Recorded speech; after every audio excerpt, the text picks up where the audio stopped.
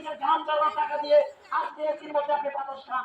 আজকে আপনি বিরাট বড় বসবাস করেন। আজকে যে দুর্নীতি হচ্ছে শ্রমিকের দায়ের ঘাম শুকানোর করবে।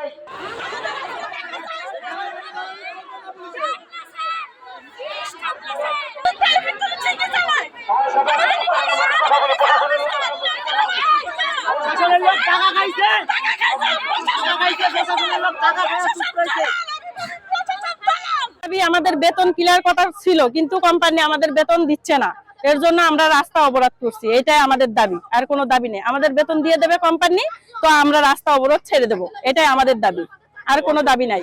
আমাদের এই ফ্যাক্টরি এদের আর একটা শাখা আছে, এটা হলো ইউফোরিয়া অ্যাপারেলস লিমিটেড।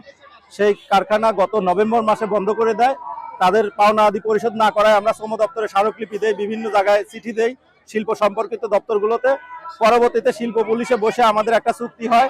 সেই চুক্তিতে শ্রমিকদের দেনা পাওনা সকল কিছু আছে, সেটা হলো আপনার জানুয়ারির প্রথম সপ্তাহে পরিশোধ করার কথা থাকে।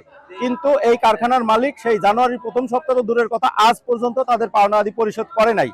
আমরা বিভিন্ন দিক কথাবার্তা বলেছি, কেউ মানে যুক্তিসঙ্গত আদেশ বা যুক্তিসঙ্গত কোনো সমাধান না দেওয়ার কারণেই আমরা আজকে এই কারখানার গেটে এসে অনশন করছি।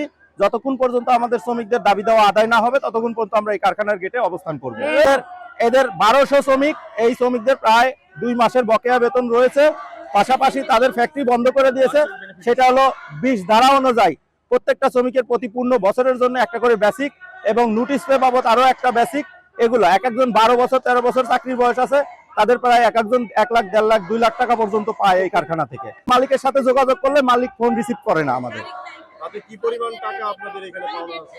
প্রায় 5 থেকে 6 কোটি টাকা এখনো পাওনা আছে শ্রমিকদের, এখন পর্যন্ত পরিশোধ করে নাই তারা।